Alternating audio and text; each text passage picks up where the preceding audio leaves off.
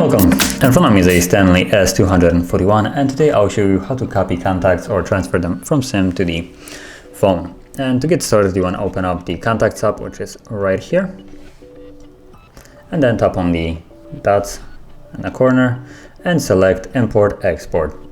And from here you have the option to select where you want to get the contacts from, and you have multiple choices. Now the contacts that I have are all on the SIM card, so that's what I'm going to choose.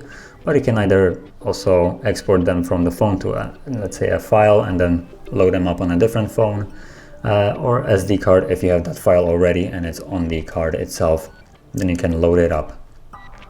But from here I'm just going to choose from the SIM. Let's tap on next. I want to copy them to the phone. Yep, next. And then you have the list of all the contacts, which you can select each individual, and if you want to select like copy only couple, or you can just select all of them. There's actually a way, let's see,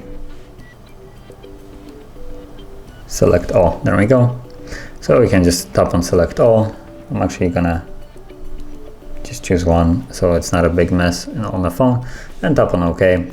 And now the contact has been moved to the phone, and it's right here.